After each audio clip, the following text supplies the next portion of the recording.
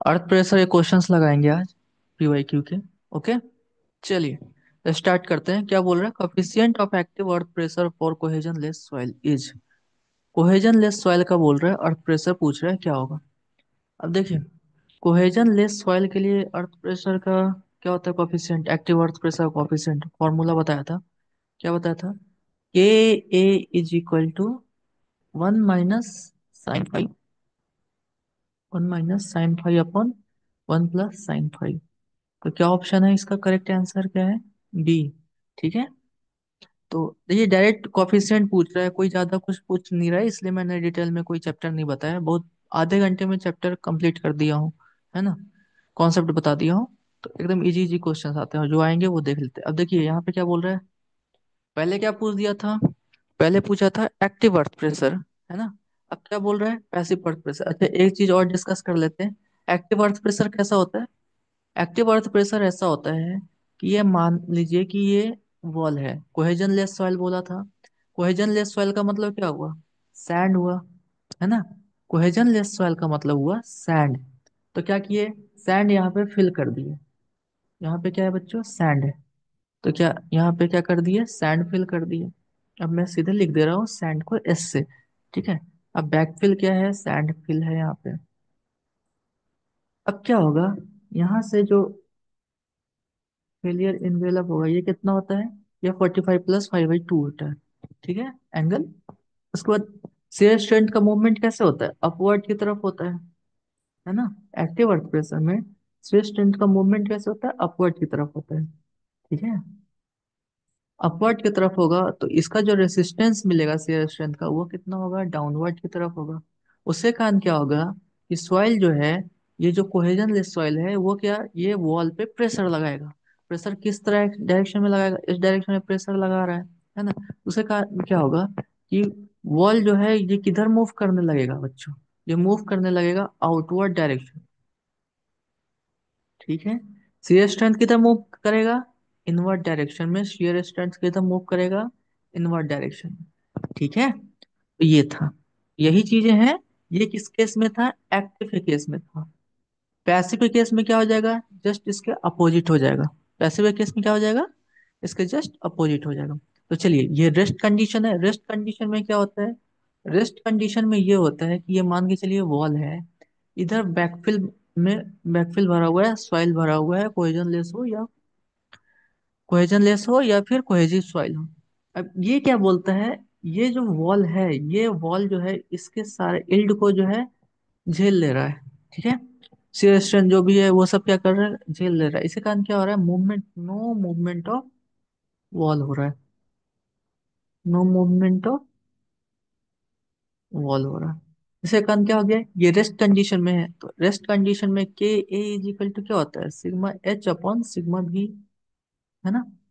तो sigma H is equal to क्या हो जाता है बच्चों? Sigma H is equal to बताया था कि ए सिग्मा भी, है ना। ये होता है। और एक और होता है coefficient of earth pressure at rest condition, ये मैं बताया था आपको कि ए इज इक्वल टू क्या बताया था? बोला था, याद कर लीजिए, म्यू अपॉन 1 - म्यू। देखिए डायरेक्ट क्वेश्चन पूछा ना इससे, तो करेक्ट ऑप्शन क्या होगा? बी। ठीक है, अब नेक्स्ट क्वेश्चन चलते हैं। नेक्स्ट क्वेश्चन देखते हैं, नेक्स्ट क्वेश्चन में क्या है।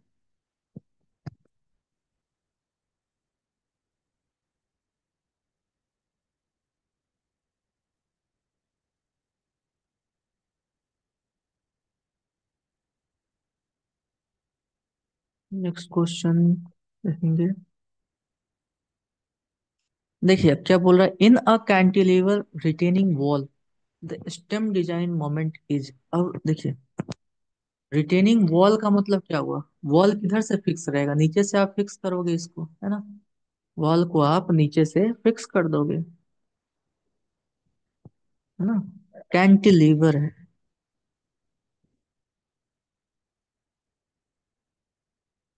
ठीक है, अब ये, तो इसका जब हम अगर प्रेशर पूछेंगे तो बताइए प्रेशर किधर कैसे होगा?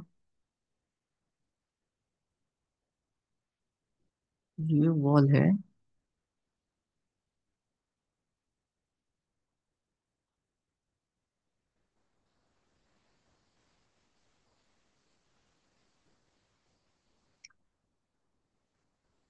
मोमेंट पूछ रहा है, मोमेंट क्या होगा। ठीक है, तो क्या करेंगे, मैं आपको बताया था कि इसके लिए क्या निकालना होगा, सबसे पहले हमें निकालना होगा प्रेशर। ठीक है, प्रेशर निकालना होगा। अब चलिए, अब जब अगर बोलेगा नहीं ना कि एक्टिव में बोल निकालना है या पैसिव में, तो हम क्या करेंगे, हमेशा एक्टिव में निकालेंगे।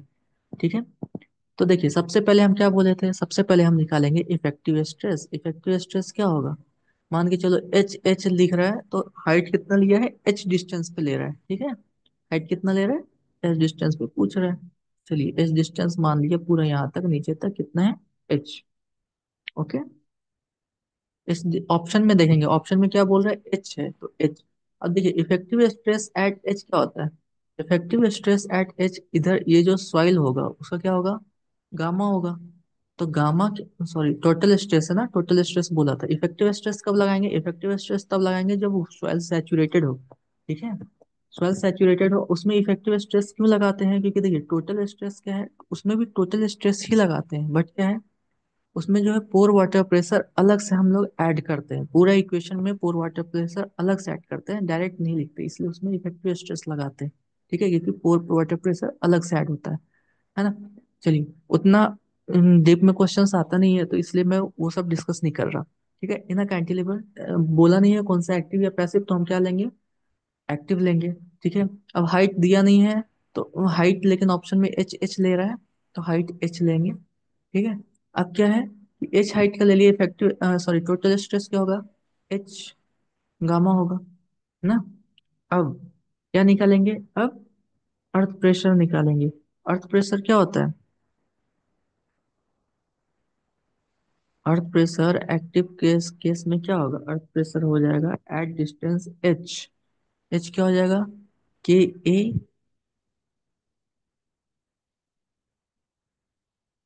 गामा एच होगा, एच डिस्टेंस पे अर्थ प्रेशर। देखिए, अब ये at distance at Z is equal to H है ना।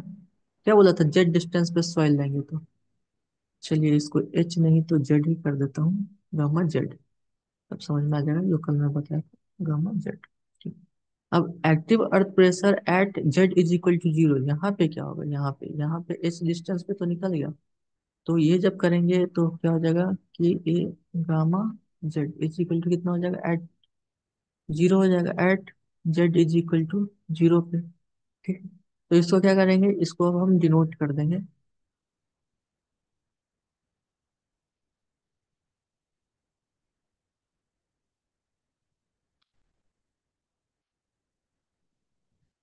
तो इसको अब यहाँ पे हम डिनोट करेंगे।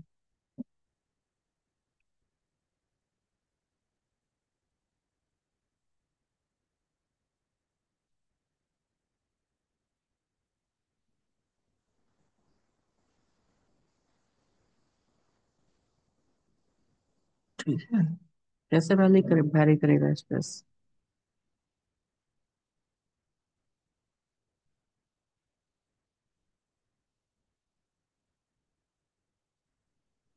सीधा है ये, ठीक है। ये क्या है बच्चों, सीधा है। अब यहाँ पे क्या है, इस डिस्टेंस पे कितना है, इस डिस्टेंस पे हमारे पास आया कि ए गामा एच है, ए गामा एच, कैपिटल एच ले लेंगे।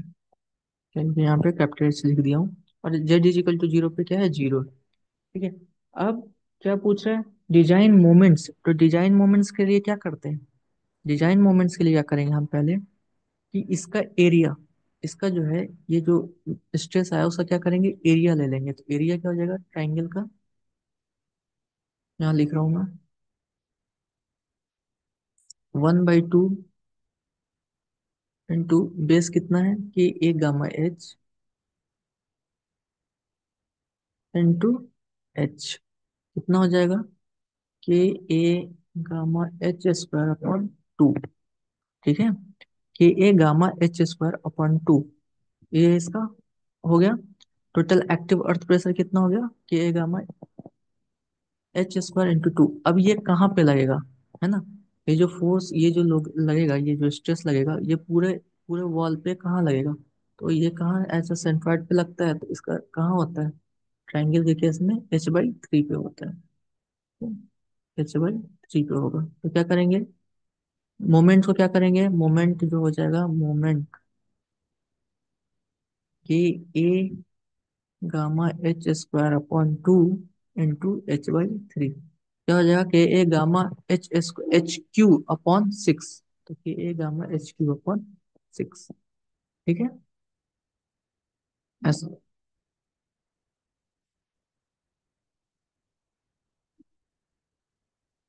देखिए इस केस में क्या है, कुछ नहीं करना है, मैं बस आपको एक स्टेप बता दे रहा हूँ, वैसे करते जाना है। तो आपको ये सब क्वेश्चन में प्रॉब्लम नहीं होगा बनाने में, ठीक है।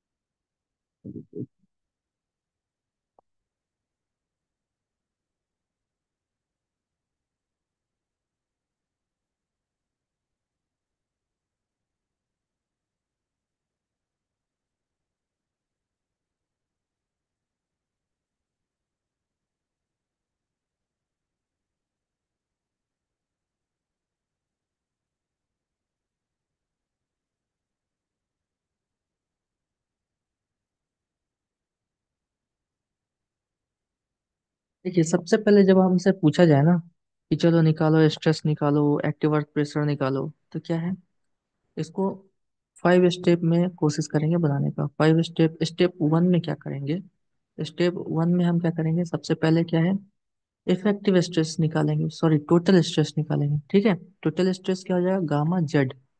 अब ये मान के चलो वॉल है, इधर बैकफिल है, और ये हम जेड डिस्टेंस पे निकाल रहे हैं। जेड डिस्टेंस पे अगर हम निकाल लेंगे तो जितना देगा उतना पे निकाल लेंगे, एस डिस्टेंस पे देगा तो एस डिस्टेंस पे निकाल लेंगे, ठीक है। तो स्टेप 1 क्या किए, कि ए गामा एच के, sorry, if total stress is equal to gamma into Z, Z distance पे इधर को ये जो सॉइल है उसका क्या है, यूनिट वेट क्या है, गामा है, ठीक है, वो दिया हुआ रहेगा आपको। नहीं दिया हुआ रहेगा तो गामा लेंगे जैसा भी लिए थे। स्टेप 2 क्या करेंगे, स्टेप 2 में क्या करते हैं, प्रेशर निकालते हैं। क्या निकालेंगे, अर्थ प्रेशर, ठीक है। अर्थ प्रेशर क्या होता है, अगर एक्टिव केस में देखेंगे तो एक्टिव केस में क्या होगा, के ए सिग्मा भी -2c√के ए, ठीक है। ये सेकेंड केस है। अगर मान के चलो कोहेजन लेस सॉइल है, सैंड दिया हुआ है, तो ये सी जीरो हो जाएगा, तो ये वाला टर्म क्या हो जाएगा, जीरो हो जाएगा, तो कितना बचेगा, के ए सिग्मा भी। अगर कोहेजन जीरो नहीं रहेगा, ठीक है, अगर कोहेजन जीरो नहीं होगा, है ना, तो यहाँ पे हम वैल्यू रख देंगे, फिर जैसा आएगा वैसा करेंगे तो। और अगर प्रेशर रहेगा ना, तो प्रेशर क्या है, हमेशा इसका यूनिट किस चीज में रहेगा, किलो न्यूटन पर मीटर स्क्वायर में रहेगा, ठीक है। अब क्या करेंगे, अब जेड तो दे दिया, जेड पे निकालेंगे। अब क्या करेंगे, क्या कि इसमें वैल्यू रखिए, सिग्मा भी का वैल्यू इसमें रखिए। तो active earth pressure P A is equal to K A gamma Z. अब हमें क्या करना है, at Z is equal to zero. Z is equal to पे जीरो पे क्या होगा, पी ए हो जाएगा जीरो, जेड रखेंगे तो जीरो हो जाएगा। At Z is equal to H, H distance पे अगर हम मान के चलो ये पूरा एच है, पूरा ये पूरा क्या है बच्चों, एच है, ठीक है। अब मैं आपसे पूछा कि एच डिस्टेंस पे बताओ क्या होगा अर्थ प्रेशर, क्या करेंगे, जेड की जगह पे एच रख देंगे। तो P A is equal to क्या हो जाएगा, P A is equal to हो जाएगा के ए गामा एच, ठीक है। अब इसी को इस लाइन पे डिनोट कीजिए, जीरो पे, Z is equal to zero पे अर्थ प्रेशर कितना था, जीरो था, और एच पे कितना था, के ए गामा एच था, के ए गामा एच। अब ये क्या बन गया, ये बन गया हमारा ट्राइंगल, ठीक है। ऐसे ही पैसिव अर्थ प्रेशर में भी चाहो तो निकाल सकते हो। अब क्या है, ये तो था स्टेप 3, ये क्या था, स्टेप 3, ठीक है। अब स्टेप 4 क्या है, स्टेप 4 में देखिए, स्टेप 4 क्या बोल रहे हैं, अब टोटल अर्थ प्रेशर क्या होगा, total earth pressure, total earth pressure, total earth pressure, ये जो लगा है, ये Z is equal to zero पे जीरो लगा है, फिर Z is equal to H पे के ए गामा एच, ये हर डिस्टेंस पर यूनिट लेंथ लग रहा है ना। यहाँ पे कुछ और लग रहा है, यहाँ पे कुछ, यहाँ पे कुछ। जब आपसे पूछा जाएगा तो अच्छा ठीक है ये तो लग गया, अब वॉल पे बताओ कि कितना लगेगा एक्टिव अर्थ प्रेशर। ठीक है, वॉल पे जब एक्टिव अर्थ प्रेशर निकालना होगा तो क्या करेंगे, ये जो ट्रायंगल बना है आपका, इसको क्या करेंगे, इसका एरिया निकाल लेंगे। तो क्या हो जाएगा, total earth pressure K A gamma H, total earth pressure is equal to 1/2 into H into K A gamma H. ये क्या है, ये एरिया ऑफ ट्रायंगल है, इसका एरिया है। ठीक है, अब आपसे अगर पूछा, आपसे क्या पूछेगा, ये स्टेप फोर्थ हो गया, अब स्टेप फिफ्थ क्या हो गया कि अब कितना डिस्टेंस पे, ये कितने डिस्टेंस पे लगेगा, है ना, ये कितने डिस्टेंस पे ये लगेगा, ये वाला जो लोड है वो हाउ मच डिस्टेंस पे ये लगेगा। तो क्या ये आपको पता है कि ये कितना होता है ट्रायंगल के केस में, ये कितना हो जाएगा, लाइन ऑफ एक्शन कितना होगा, H/3 पे लगता है line of action, line of action at H/3। ये तो अर्थ प्रेशर जो है ये कहाँ पे लगेगा, तो H/3 डिस्टेंस पे फ्रॉम बॉटम लगेगा। ठीक है, और इसका जो अर्थ प्रेशर है इसका एरिया क्या हो जाएगा, इसका यूनिट क्या हो जाएगा, इसका यूनिट हो जाएगा किलो न्यूटन पर मीटर। क्यों, ये देखिए, ये क्या था, किलो न्यूटन पर मीटर स्क्वायर था, इसका यूनिट क्या था, इसका यूनिट था किलो न्यूटन पर मीटर स्क्वायर, और इसका यूनिट क्या है, इसका यूनिट है मीटर, तो मीटर से एक मीटर कटिए तो क्या बचा, kilo newton metre, kilo newton पर मीटर। तो ये क्या है, टोटल अर्थ प्रेशर है। लास्ट क्वेश्चन में क्या था, लास्ट क्वेश्चन पे वही बेंडिंग मोमेंट, बेंडिंग पूछा था, है ना, बेंडिंग ऐसे निकाल कहाँ लगेगा, तो ये कहाँ लगेगा, तो H/3 डिस्टेंस पे लगेगा, यही था लास्ट क्वेश्चन पे। ठीक है, अब चलिए अब नेक्स्ट क्वेश्चन देखेंगे। समझ में आ गया,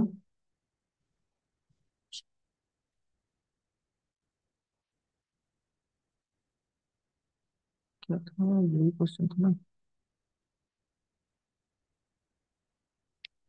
हाँ, यस यही क्वेश्चन था। तो क्या बोला था, in a cantilever wall the stem design moment is, क्या होगा, स्टेम डिजाइन मोमेंट, मोमेंट निकाल रहे हैं तो क्या यहाँ से लेंगे, यहाँ से देखेंगे कि कहाँ पे लग रहा है ना। तो स्टेम डिजाइन मोमेंट ये बेस से देखेंगे तो बेस से H/3 पे लग रहा है, कितना लग रहा है, तो जितना लग रहा है टोटल अर्थ प्रेशर जितना लग रहा है वो हम लगा देंगे। ठीक है, चलिए।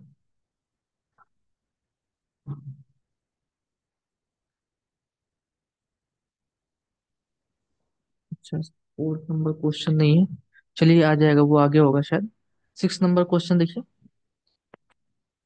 in the Rankins, the Rankins theory for active earth pressure is based on assumptions that, ठीक है, अब इसका एजम्पशन है, 5 एजम्पशन है।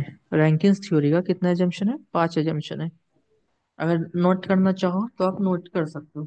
ठीक है, तो क्या है, रैंकिन जो बोल रहा है वो क्या बोल रहा है, बैकफिल सॉइल इज हॉरिजॉन्टल। जो बैकफिल में जो सॉइल होगा वो क्या होगा बच्चों, बैकफिल में जो सॉइल होगा वो क्या होगा, हॉरिजॉन्टल होगा।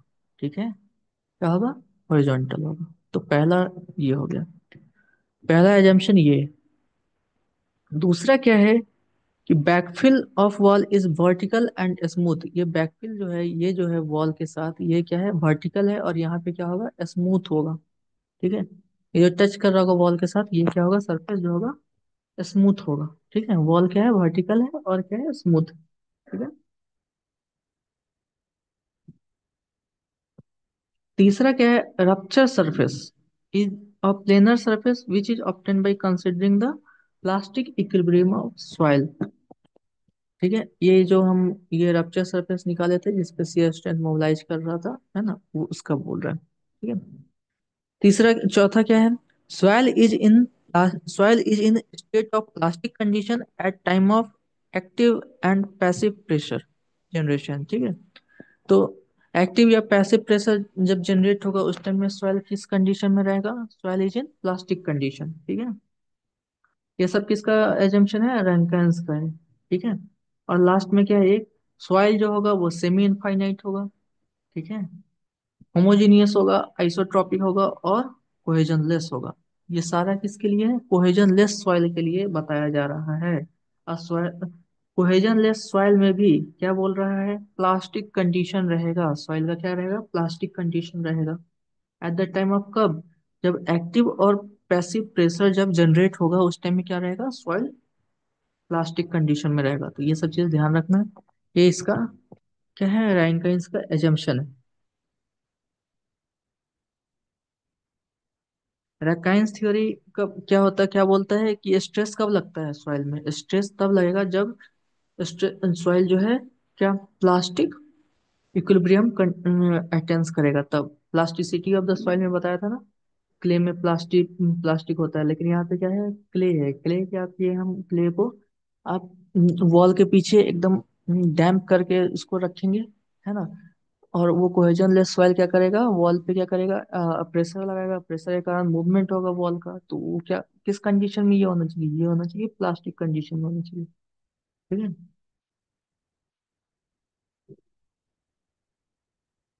अब चलिए अब ऑप्शन पढ़ेंगे। The Rankine theory for active earth pressure is based on assumption that the written material is homogeneous and cohesionless। तो बताया था होमोजीनियस भी होना चाहिए, कोहेजनलेस भी होना चाहिए, आइसोट्रॉपिक भी होना चाहिए, है ना। और सेमी इनफाइनाइट भी होना चाहिए। चलिए ऑप्शन ए हो गया, सही है। बी क्या बोल रहा है? The frictional resistance between the retaining wall and the retain material is neglected. Wall क्या बोला था मैं? स्मूथ होगा। तो स्मूथ जब बोल दिया तो मतलब क्या हुआ? फ्रिक्शन तो होगा नहीं। तो चलिए बी भी सही है। Frictional resistance between the retaining wall and the retaining material is neglected, मतलब फ्रिक्शन नेग्लेक्ट कर रहा है क्योंकि वॉल स्मूथ है। तीसरा क्या बोल रहा है? The failure of the retain material takes place along plane called rupture plane. जिस प्लेन के along ये जो मटेरियल फेल करेगा उसको क्या बोलेंगे? रप्चर प्लेन बोलेंगे। ये भी बताया। ठीक है। तो क्या हो गया? इसका सारा ऑप्शन जो है करेक्ट हो गया। तो क्या हो गया इसका correct option? All options are correct. ठीक है। नेक्स्ट क्वेश्चंस पे आते हैं।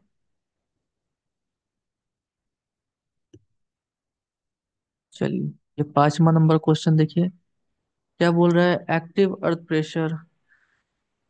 क्या बोल रहा है बच्चों? Active earth pressure for loose sand. Loose sand का केस में है। तो लूज सैंड के केस में के इज इक्वल टू क्या होता है? 1 - sin 5 / 1 + sin 5। अब देखिए क्या हो जाएगा इसका करेक्ट ऑप्शन? इसका करेक्ट ऑप्शन हो जाएगा सी, 1 - sin 5 / 1 + sin 5। चलिए नेक्स्ट क्वेश्चन देखते हैं। Total pressure on the vertical face of a retaining wall of height h per unit run extended by the retaining earth weighing w per unit volume and angle of repose phi is given by। किस case में बोल रहे हैं? एग्जैक्टेड retained. अब दिया नहीं है active है या पैसिव है, तो किस केस में ले लेंगे? डायरेक्ट एक्टिव केस में ले लेंगे 4 नंबर क्वेश्चन में। तो अगर दिया नहीं है तो क्या करेंगे बच्चों? एक्टिव केस में ले लेंगे। तो active coefficient of active earth pressure क्या होता है? 1 - sin 5 / 1 + sin 5। तो सबसे पहले देखेंगे 1 - sin 5 / 1 + sin 5 किस में लगा है? सब में लगा है। तो ये तो एक ऑप्शन इससे तो एलिमिनेट हो नहीं पाएगा। ठीक है। अब इसको जो करेक्ट मेथड है उससे ही क्या करेंगे? सॉल्व करेंगे। तो देखिए, तो क्या बोल रहा है? Total pressure on the vertical face, मतलब ये जो वर्टिकल फेस है, ये जो वॉल है, इस पे जो टोटल फोर्स कितना लगेगा? तो इस पे अगर लगाएंगे, यही बोला था, है ना, यही लगेगा। अब क्या बोल रहा है? Per unit run extended by the retaining earth weighing W per unit volume. ठीक है। तो इधर जो वेट है सॉइल का वो क्या है? डब्ल्यू। ठीक है, डब्ल्यू है। तो क्या करेंगे? के ए इज इक्वल टू, पहले लिखेंगे के A is equal to 1 - sin 5 / 1 + sin 5। अब देखिए यहाँ पे सिग्मा भी का कुछ निकल सकता है। सिग्मा भी कुछ निकालोगे? गामा इंटू क्या होता है? एच। अब गामा इज इक्वल टू क्या होता है? W/। भी, है ना। पर यूनिट वॉल्यूम दे दिया है, पर यूनिट वॉल्यूम मतलब वॉल्यूम क्या है, वन है। तो गामा इज इक्वल टू क्या हो जाएगा, gamma is equal to W, sigma भी इज इक्वल टू क्या हो जाएगा, डब्ल्यू एच। ठीक है। अब ये क्या है, डब्ल्यू एच। तो के ए एट डिस्टेंस एच क्या हो जाएगा, एट एच क्या हो जाएगा, डब्ल्यू एच के ए, और के ए का वैल्यू ये है, समझ में आ रहा है। सेम चीज है, बस क्या करेंगे, गामा के जगह पे डब्ल्यू को पुट कर दें, क्यों, क्योंकि पर यूनिट वॉल्यूम बोल रहा है इसलिए, बस। और सेम अब इसका क्या करेंगे, ट्राइंगल का एरिया ले लेंगे, तो 1/2 डब्ल्यू एच के ए इंटू एच, क्या हो जाएगा, WH² / 2 के ए, ये हो गया, WH² / 2। Correct option is C. सही है।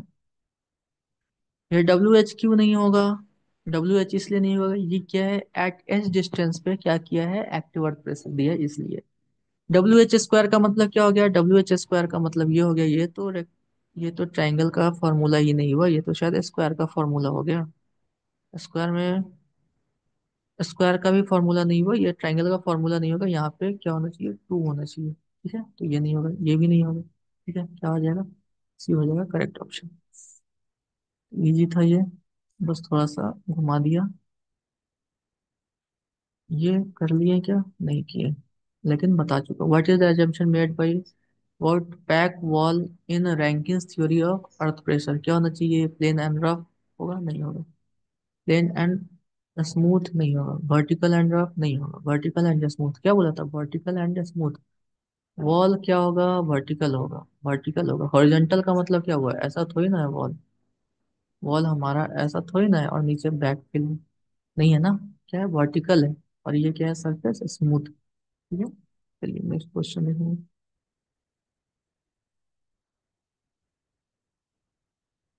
7 नंबर क्वेश्चन देखिए, क्या बोल रहा है। 7 नंबर बोल रहा है, the coefficient of passive earth pressure for cohesionless granular soil represented by, क्या होगा, 1 + sin φ upon 1 - sin φ। Correct option is A. ठीक है, 7 का क्या हो जाएगा आंसर, सही, ये हो जाएगा। अच्छा, एक चीज और बता दे रहा हूँ, केपी इज इक्वल टू क्या हो जाएगा बच्चों, KP is always greater than equal to 1 होगा। ठीक है, KP is always greater than equal to 1 and K A is always less than equal to 1। ठीक है। साइन क्या होता है, इंक्रीजिंग फंक्शन होता है, तो इंक्रीजिंग फंक्शन क्या, वे सारा positive value, positive value, positive value, one one, zero से लेके वन के बीच में साइन का वैल्यू होता है ना। उसमें आप क्या कर रहे हो, और वन ऐड कर रहे हो, ये वैल्यू, ऊपर वाला वैल्यू इंक्रीज कर रहा है और नीचे वाला वैल्यू डिक्रीज कर रहा है, तो इसलिए क्या हो गया, केपी जो है ऑलवेज ग्रेटर देन 1 हो गया। और के केस में क्या होता है, 1 - sin φ अपॉन 1 + sin φ। अब उसी क्या है, डिनोमिनेटर क्या है, डिनोमिनेटर जो है अपना इंक्रीज कर रहा है और न्यूमरेटर डिक्रीज कर रहा है, तो क्या हो जाएगा, के 1 से छोटा हो जाएगा। ठीक है, चलिए नेक्स्ट देखते हैं। ये क्वेश्चन देखिए, 9 number, what is the value of active earth pressure coefficient for the soil having an internal angle, active earth pressure क्या हो जाएगा, 1 - sin 30 अपॉन 1 + sin 30। 1 - sin 30 कितना, 1 - 0.5, तो 1 - 0.5 कितना, 0.5 डिवाइडेड बाई 1 + sin 30, तो 1 + 1 1.5 कितना बच्चों, 0.5/1.5। डेसिमल से डेसिमल हटा दो, 1/3, तो कितना हो जाएगा, करेक्ट आंसर इज ए। ठीक है, बन गया।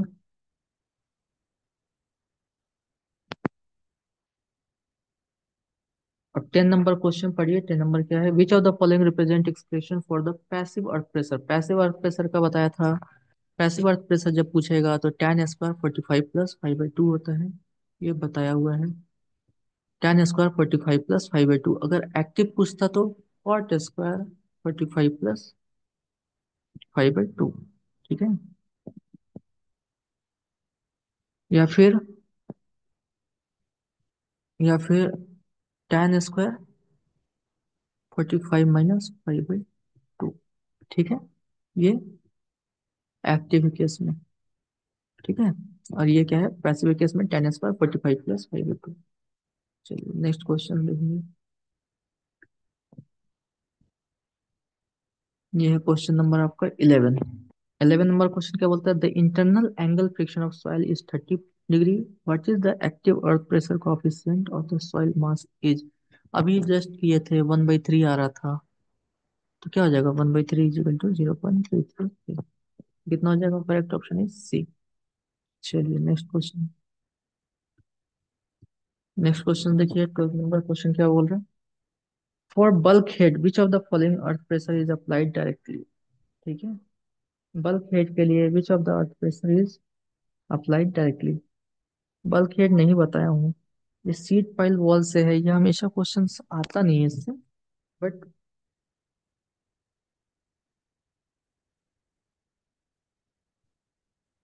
लेकिन इससे आया है। तो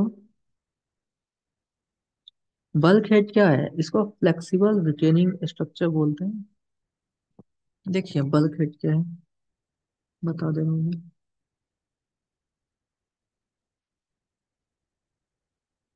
मान के चलो ये हम सीट पाइल डालें। शीट पाइल क्या होता है,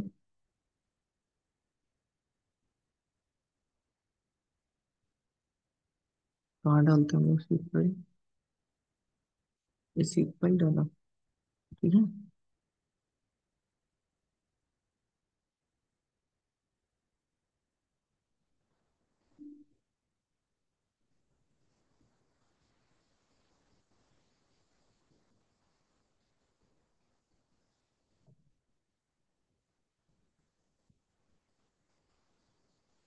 ये कब डालते हैं, मान के चलो यहाँ पे क्या है, रिवर है। ठीक है, रिवर है, अब क्या है कि अगर आप यहाँ पे शीट पाइल नहीं डालोगे तो क्या करेगा, ये सीपेज के थ्रू वाटर पास आउट करेगा और इसको क्या करेगा, इरोड करके अपने तरफ लाने की कोशिश करेगा, ये धीरे धीरे धीरे धीरे इरोड हो जाएगा। इसको बचाने के लिए क्या करते हैं हम लोग, शीट पाइल डाल देते हैं। ठीक है बच्चों, शीट पाइल लगा दिए दोनों यहाँ पे। सीट पाइल लगाने के बाद क्या हुआ कि अब जो वो सीपेज का जो पाथ था, अब वो ऐसे शिफ्ट करेगा पानी। ठीक है, ये डिस्टेंस बढ़ गया सीपेज का, उससे क्या होगा, अब हमारा स्ट्रक्चर जो है वो क्या हो जाएगा, सेफ हो जाएगा। ठीक है, अब हम इसको क्या करते हैं कि ये शीट पाइल वार हमारा एक्टिव अर्थ प्रेशर के चपेट में ना आ जाए, तो इसके लिए क्या करते हैं, हम इसको एंकर दे देते हैं। एंकर क्या करते हैं, यहाँ पे एक एंकर दे दिए। ठीक है, एंकर दे देते हैं इसको, ताकि ये एक्टिव अर्थ प्रेशर में ना आ जाए। ठीक है, तो इसी, ये क्या है, यही है बल्क हेड। ठीक है, यही है बल्क हेड या एंकर्ड सीट पाइल। तो बल्क हेड को क्या बोला जाता है, बल्क हेड या एंकर्ड सीट पाइल को क्या बोलते हैं, फ्लेक्सिबल रिटेनिंग स्ट्रक्चर। ठीक है, क्या बोलते हैं बच्चों, इसको बोलते हैं फ्लेक्सिबल रिटेनिंग स्ट्रक्चर। अब कुलम्स थ्योरी क्या था, कुलम्स थ्योरी ये था, कुलम्स थ्योरी ये बोलते हैं हमें, अभी तो आपको इससे पहले रैंकाइन्स का थ्योरी बता दिया था कि सॉइल जो है इन सेमी इनफाइनाइट होगा। रैंकाइंस का बताया था ना, सॉइल जो है सेमी इनफाइनाइट होगा, होमोजीनियस होगा, आइसोट्रॉपिक होगा, कोहेजनलेस होगा। बैकफिल क्या होना चाहिए, बैकफिल जो है वो हॉरिजॉन्टल होना चाहिए, है ना, हॉरिजॉन्टली फिल करेंगे उसको। बैक ऑफ वॉल इज क्या होगा, वर्टिकल एंड स्मूथ होगा। ठीक है, तो वो जो एक्टिव अर्थ प्रेशर वाला जो था या पैसिव अर्थ प्रेशर था, वो उसका थ्योरी कौन दिया था, रैंकाइंस दिया था। लेकिन इस केस में Coulomb's theory of earth pressure क्या होगा, Coulomb's theory of earth pressure दो होते हैं, एक रैंकाइंस है और एक कुलम्स है। कुलम्स क्या बोलता है, कुलम्स का एजम्पशन ये है कि बैकफिल जो होगा वो ड्राई होगा, कोहेजनलेस होगा और क्या होगा, आइसोट्रॉपिक होगा। ठीक है, लेकिन रैंकाइंस के केस में ऐसा कुछ, रैंकाइंस के केस में भी सेम था, लेकिन रैंकाइंस और कुलम्स फर्स्ट एजम्पशन है, उसमें क्या डिफरेंस है, वो क्या बोल रहा है, सेमी इनफाइनाइट होगा। सेमी इनफाइनाइट का मतलब क्या हुआ कि एक डायरेक्शन में वेरिएशन हो रहा है। ठीक है, एक डायरेक्शन में, जैसे कि सी स्ट्रेंथ में क्या था कि डेप्थ के अलॉन्ग वेरिएशन हो रहा था, लेकिन लेंथ और ब्रेथ के अलॉन्ग उतना वेरिएशन नहीं हो रहा था। तो रैंकाइन्स बोलता है कि भाई सेमी इनफाइनाइट होगा। ठीक है, लेकिन कुलम्स बोलता है कि नहीं, सेमी इनफाइनाइट नहीं है। दूसरा क्या है, कूलम्स का एजम्पशन ये है कि भाई जो बैकफिल होगा वो क्या होगा, इंक्लाइंड होगा, मतलब ऐसा। ये कूलम्स का एजम्पशन है। लेकिन रैंकाइंस का एजम्पशन क्या होगा कि बैकफिल क्या होगा, हॉरिजॉन्टल होगा। ठीक है। तीसरा क्या है, तीसरा क्या है कि backfill can be inclined. Backfill बता दिया, backfill can be inclined, backfill can be inclined, ये इंक्लाइंड है। और एक क्या है कि ये जो बैक है वॉल का, ये ऐसा भी हो सकता है। ठीक है, इंक्लाइंड भी हो सकता है। ये थर्ड एजम्पशन है। फोर्थ एजम्पशन क्या है कि वॉल और सॉइल के बीच में क्या होगा, फ्रिक्शन होगा, स्मूथ नहीं होगा। ठीक है। और चौथा पांचवा एजम्पशन क्या है, failure plane is assume to be planar surface. ठीक है। तो ये सब है इसके कूलम्स थ्योरी के क्या है, एजम्पशन है। For bulk head which of the following earth pressure theory is applied directly. इसका करेक्ट ऑप्शन हो जाएगा डी। कोई सा भी नहीं होगा। अब पता ही नहीं है कि रैंकाइंस उस पे लग रहा है या कूलम्स लग रहा है। अब पीछे का जो बैकफिल है वो क्या है, हॉरिजॉन्टल है या इंक्लाइंड है, कहाँ पता है। ऐसे पता ही नहीं चलेगा एंकर सीट फाइल में। तो क्या होगा, नन ऑफ दीज हो जाएगा। तो करेक्ट ऑप्शन है डी, कूलम्स थ्योरी और Rankine's theory. Earth pressure, active earth pressure जो मैं बताया हूँ कोहेजन सॉइल में, वो किस में बताया हूँ, रैंकाइंस थ्योरी का बताया हूँ। अभी कूलम्स थ्योरी का बता दिया। कूलम्स थ्योरी बस डिफरेंट क्या है, बस क्या है, ये सेमी इनफाइनाइट नहीं बोलता है कि सॉइल जो है क्या होगा, सेमी इनफाइनाइट होगा या नहीं होगा। सेमी इनफाइनाइट कूलम्स नहीं बोलेगा। कूलम्स बोलेगा कि सेमी इनफाइनाइट नहीं होगा। दूसरा क्या बोलेगा कि इंक्लाइंड हो सकता है, इंक्लाइंड हो सकता है, वॉल जो है पीछे से इंक्लाइंड हो सकता है। तीसरा क्या है कि फ्रिक्शन लगेगा उसमें। ठीक है। तीसरा क्या बोलेगा, फ्रिक्शन लगेगा। फिर क्या बोल रहा है, बैकफाइल, बैकफिल जो है वो क्या होगा, बैकफिल इंक्लाइन होगा, बैकफिल। ठीक है। यही मेन डिफरेंस है कूलम्स का रैंकिन से। ठीक है। चलिए अब नेक्स्ट क्वेश्चन देखते हैं। बल्क हेड बता दिया। बल्क हेड क्या, सीट फाइल लगाते हैं जो। Total earth pressure on the vertical face of the retaining wall of height h acts parallel to free surface from the base। बताया हुआ है ये तो। 30 नंबर क्वेश्चन पे क्या है, Hy3। Hy3 पे लगता है बेस, और at base at a distance of, ऐसा बनता है ना। तो क्या लगता है, Hy3 पे लगता है। ठीक है। चलिए नेक्स्ट क्वेश्चन देखते हैं। चलिए ये क्वेश्चन देखिए, क्वेश्चन नंबर 16। क्वेश्चन नंबर 16 क्या बोल रहा है, क्वेश्चन नंबर 16 बोल रहा है फाइव इज इक्वल टू 0। ठीक है। कोहेजन कितना है, 30। क्या होता है बताया था, maximum maximum unsupported depth of the vertical cut. देखिए एक चीज ये समझा दे रहा हूँ। देखिए मैं रैंकाइंस क्या बोला था कि कोहेजन लेस सॉइल होगा, कोहेजन लेस सॉइल होगा। लेकिन अगर कोहेजिव सॉइल आता है तो मैं आपको बताया था के सिग्मा बी -2 सी रूट ए ए, है ना। बताया था ये फॉर्मूला होता है, इससे निकाल लेंगे। वैल्यू पुट करोगे तो आ जाएगा। लेकिन आप समझिए पहले बात क्या है यहाँ पे।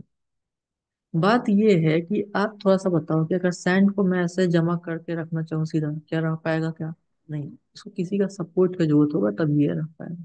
ठीक है, नहीं रखेंगे तो ये क्या होगा, गिर जाएगा।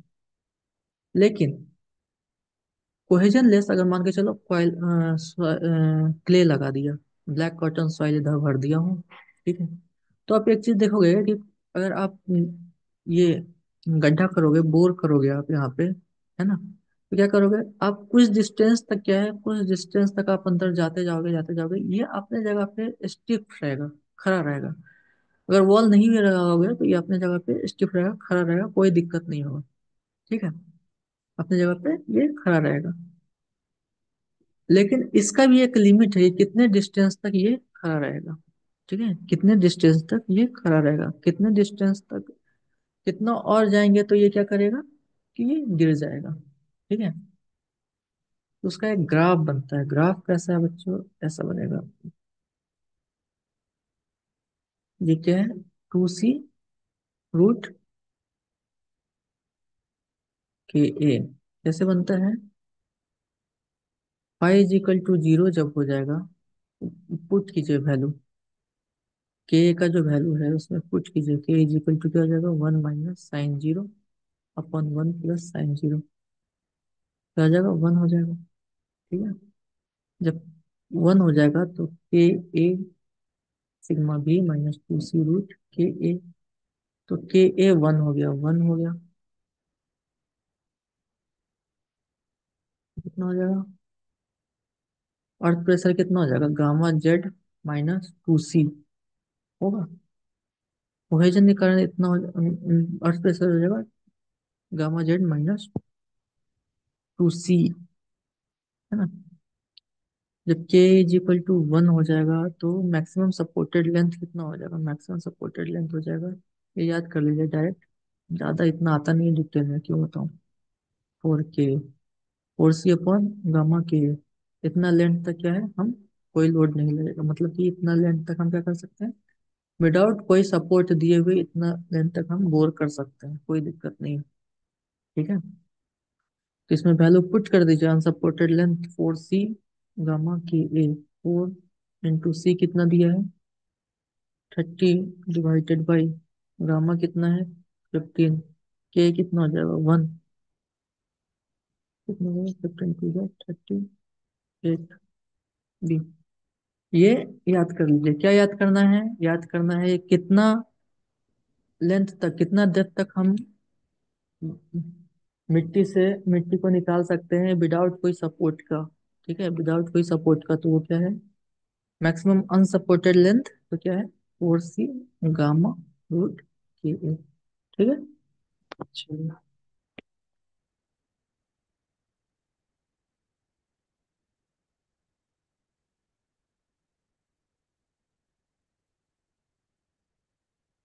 बताइए, किसमें है, return vertical active, one minus sine five upon one plus sine five. अब ये देखेंगे इसमें tan square forty five minus होता है, one minus sine sine five upon one plus sine five forty five minus five होते हैं। ठीक है, सही है। अब नेक्स्ट क्वेश्चन देखेंगे।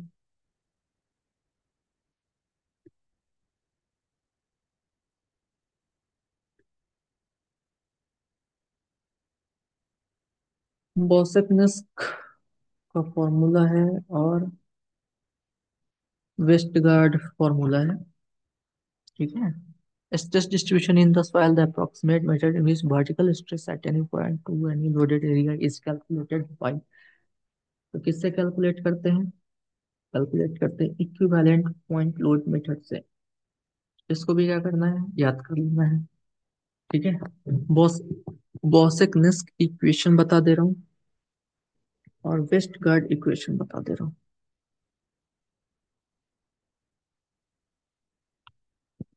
या बॉसेकनेस या वेस्ट गार्ड मैं बता नहीं रहा हूँ, अगर आपको चाहिए होगा इसका डिटेल में तो मेरे पास पीपीटी पड़ा हुआ है, आपको क्या करूंगा मैं दे दूंगा। तो उसका वेबसाइट क्या है, आशीष रंजन डॉट सी @gmail.com। ठीक है, क्वेश्चन ज्यादा आता नहीं है इससे, अगर आपको अगर चाहिए तो वेस्ट गार्ड और बोसकनेस अगर चाहिए होगा तो आप मेरे से ले लेना। इसका करेक्ट आंसर क्या हो जाएगा, करेक्ट आंसर हो जाएगा सी। ठीक है, equivalent point load method, vertical stress at any point to any loaded area is calculated by equivalent point load method। ठीक है,